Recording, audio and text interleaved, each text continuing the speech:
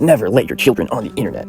Kitty Dog, real name Zola Williams, born February 6, 2003, is a wildly histrionic, autistic, hypersexual, eye-bleeding furry animation meme creator and quote-unquote musician who, as well as being gender fluid and plural, has been in a constant cycle of being done with drama for real this time, quote-unquote. For the past 6 years, Kitty Dog has been in a constant state of arrested development ever since she became popular online. She makes a big deal of the growth and change that she's gone through and how proud of herself she is, but there has been no appreciable change in her behavior. She has been irreparably, that word, into degeneracy by the internet, and her only recourse is drawing neon furries.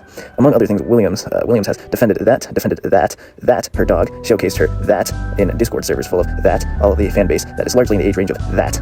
She also makes stuff like this, in which I'm not gonna show for not 7,000 million copyright strikes. Her big claim to fame, minus her animation, is her fursona, Crystal, who is one of her eponymous Kitty Dogs, neon cat dog hybrids. Its eye-bleeding design is the most consistent thing about Kitty Dog.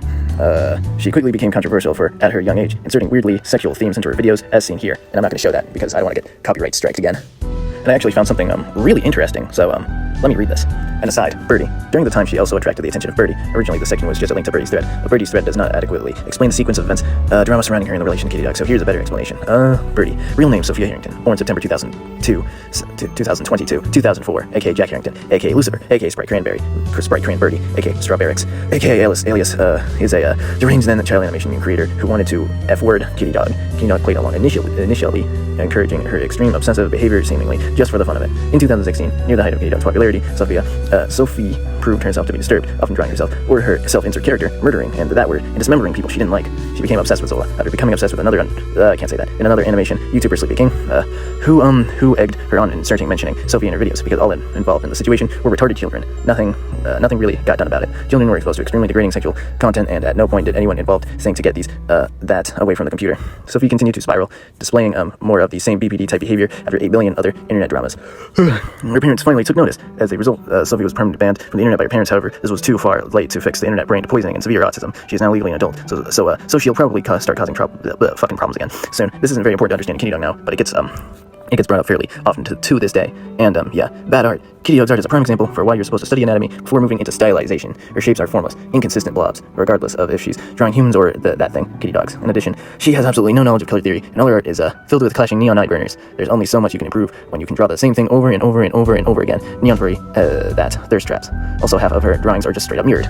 Kitty Dog has improved in the technical movement of animation, but none in color, anatomy, or stylization, leading to amateurs content that exclusively attracts attention-deficit furries. She also uploaded some original songs, which almost all revolve about how sad she is, her struggles with online fame. Most of them are just very mediocre, but recently she's been crossing over to hyper-pop and type music, like the already posted Bees video, which physically hurts to listen to, man. And this controversy. Until February 6, 2021, Kitty Dog was a that. Did this stop her from making uncomfortable that content before this time? No. In fact, at one point, her that card contained a countdown timer until she was legal. However, now that she's that adult, it's gotten much worse. She, I can't read that. Hazard, 18+ only warnings on her animations, but they're still filled with cute neon furries and posted on the same channel she uploads everything else on. So it has stopped precisely this from accessing this content. She often posts that art animations, which she herself voice acts. Black girls might F-word that. I'm just so fucking scared of YouTube TOS. I'm trying to dance around the words. Also, know that I did not F-word or sexually abuse any that. I'm glad I didn't have access to any of that at the time, because holy fuck, that would have been bad. I have learned, and I will never do anything horrible like that again. X to doubt. Long story short, according to Kitty Dog, she was into the idea of effing doges at the time, had a Discord server where she would talk about the various degeneracies, but did not have access to the animals herself. She admitted would have been bad if she had. She was into zoophilia, but claims never acted on it, even though she was around people that did, and approved of doing so. In addition, she repeatedly sent photos of which she admits to, but she doesn't do anymore. And there's some stuff I can't really read here. I called her to see if she'd pick it up as a joke, and she was acting weird. She said, "Hey, want to see this silicone sculpture?" I said, "Yeah, I think it was art," and she said it was a secret. Then she showed me a blue and purple. Oh no. Another drama that Kitty Dog got herself into her defensive approach shipping. Oh no. The whole discourse is far too autistic to go into. It has its own thread here, in case you didn't want to go into the whole saga of autism. The basic gist is the pro shippers believe that you should be allowed to ship that and all kinds of that social taboos without social reproach. Antis are those who disagree with them from a moral perspective. The antis have the high ground, but both sides are retarded in practice, as self-proclaimed antis are invariable to 14-year-old Twitter users who will cry if an anime character is drawn to have 2 shades of light. Kitty Dog was for a long time on the side of the pro shippers. Oh no. Plural gender nonsense. Zola being a furry zoomer in a current year is both a plural system and a chronic gender special. Plurals are disastrous. plurals are a disastrous community that can be read about here, but if you're somewhat unaware, they believe themselves to be multiple personalities in one body, and it's like DID, which is also fake, but with diagnosis medical qualifications. She has an entire card devoted to the members of the system. The card is now closed, but you can view archives here.